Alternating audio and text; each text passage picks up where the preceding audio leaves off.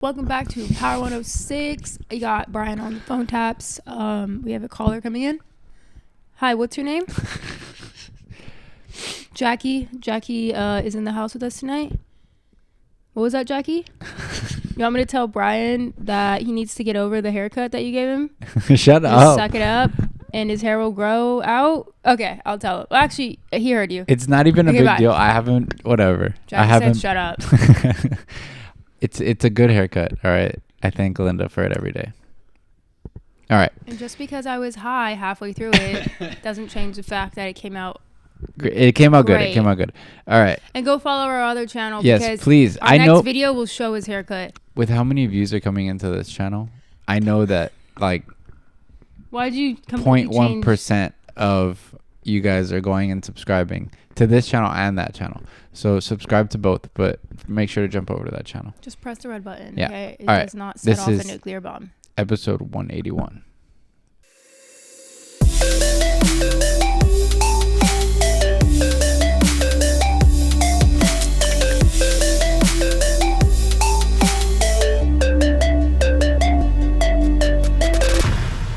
Welcome back, guys. Welcome back. We got a, I guess, interesting video today. It's called How American and British Traffic Lights Are Very Different. Wow, a video on traffic lights. It's called Girl Gone I'm London. giddy. I'll put the original in the description. All right, let's see it.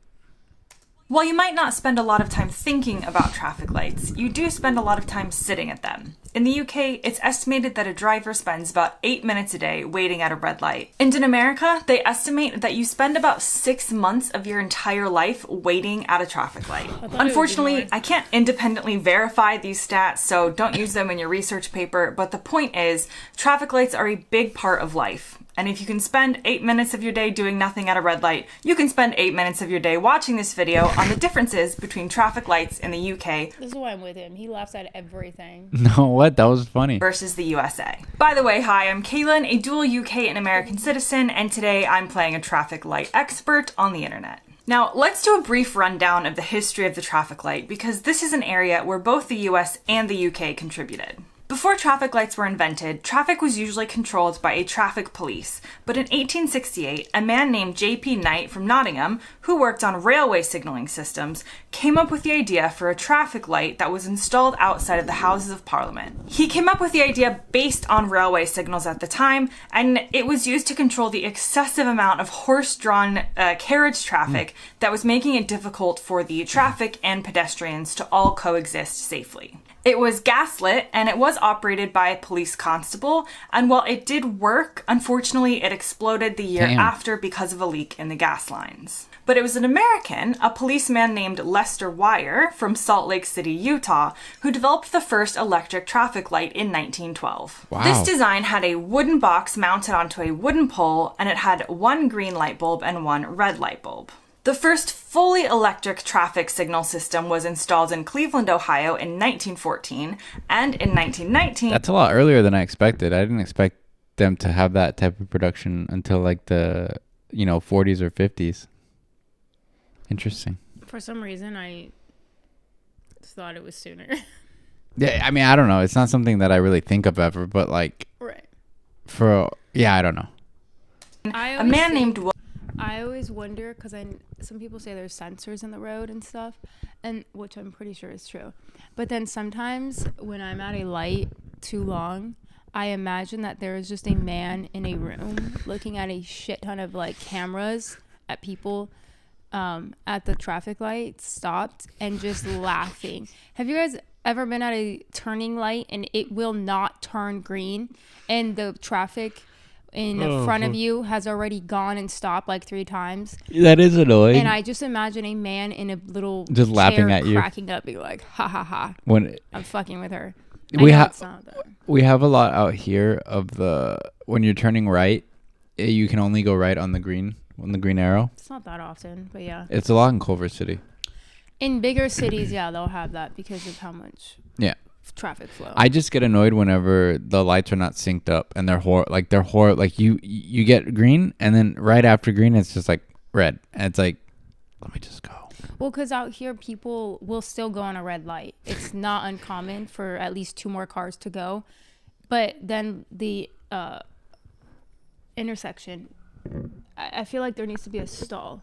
Yeah. It needs to be like turns red, and then like Give it like a second. yeah. Yeah, because That's how a people lot of accidents happen out here. haul ass through the yellows, and especially when they're yeah. turning. Yeah. I saw a police chase the other day, and thank God the guy's light was green in front of me, because if our light was green, he would have definitely ran into somebody. He was just going. I saw a Tesla crash the other day too. I've seen so many crash. Yeah. I don't know. Elon is taking over. I know. Maybe the AI is coming to haunt us through Teslas. They're getting their revenge. All right. William Potts from Michigan introduces the amber or yellow light. The UK started using their own manually operated 3-color traffic lights in Piccadilly around 1926, with automatic lights coming onto the scene in Wolverhampton in 1927. The first permanent automatic traffic lights in the UK were installed just 1 year later in the city of Leeds. And of course, over the years, as technology has improved, lights have changed and developed and started using computing technology and other kinds of controls and signals to keep up with the times and the type of traffic.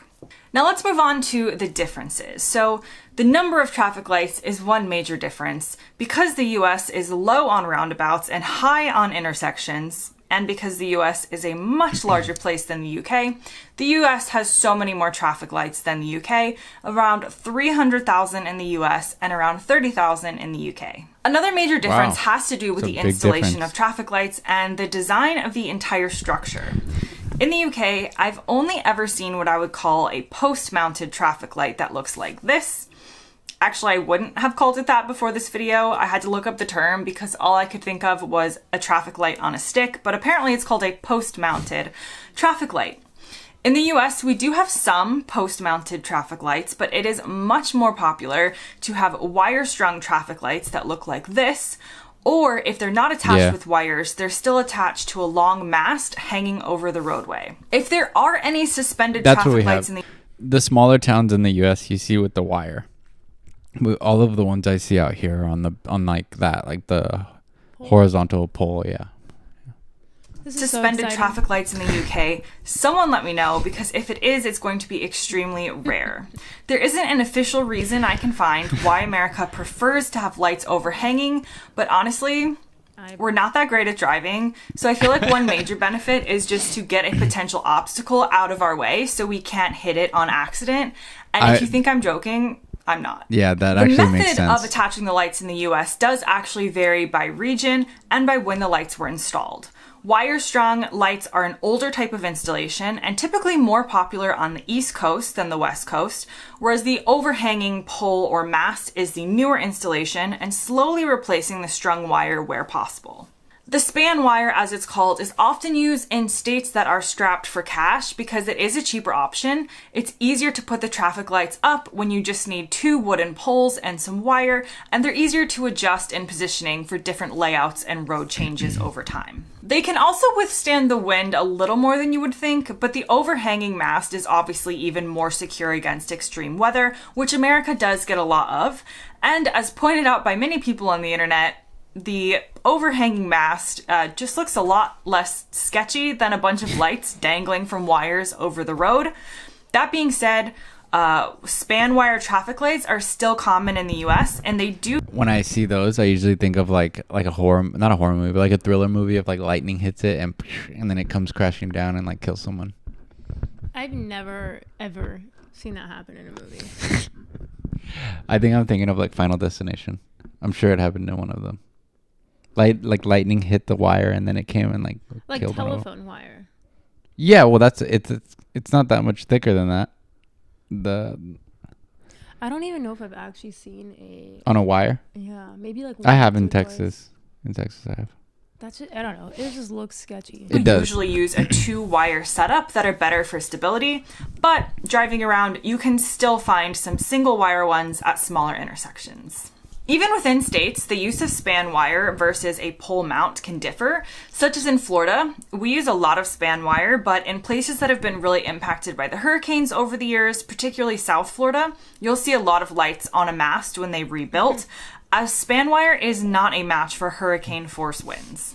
Then you've got differences between Damn. counties who are in. Why the fuck? Would That you looks guys do like that? if it's really windy, it's just that's gonna come down on your car.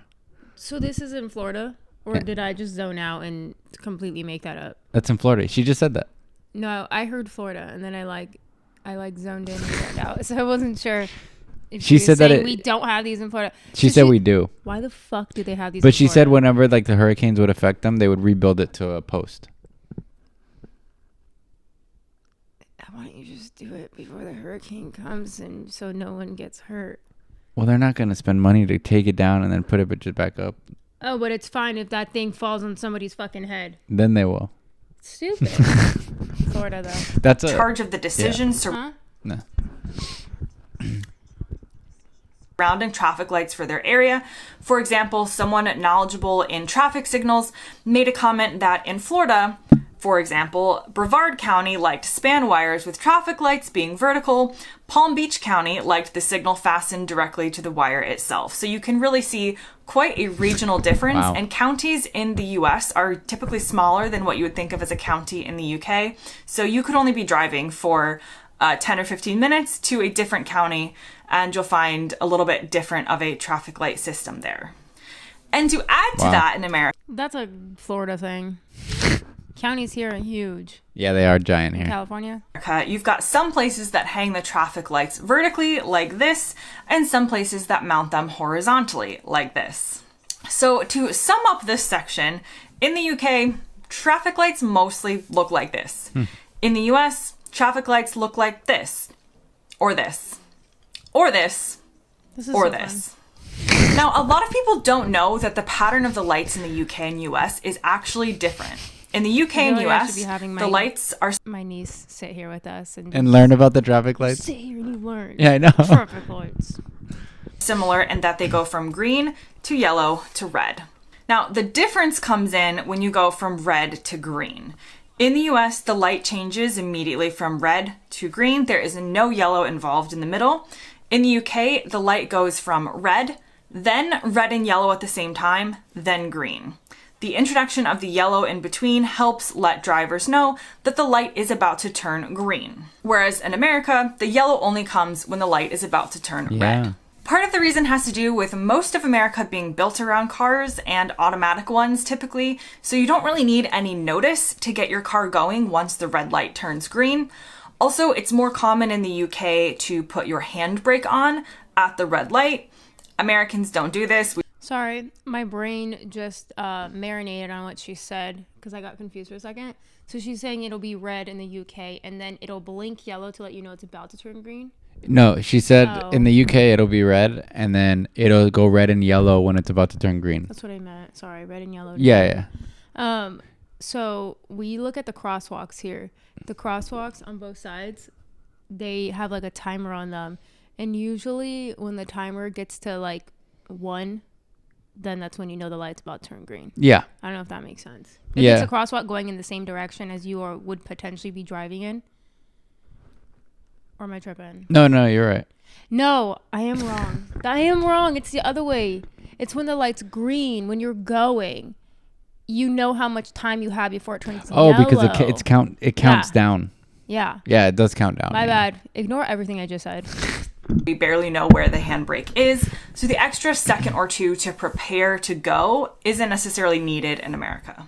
The other reason I've seen mentioned is that there is no point in telling Americans that the light is about to turn green because they will think that now we're in the Indy 500 Yeah, and people will get into that's- accidents, so it's better to That's make so them true. wait and Yeah. then surprise them. I know It'll I be like Mario Kart where they like start revving and they're just like, when you're about to start I the wouldn't race. put it past people to just go Yeah.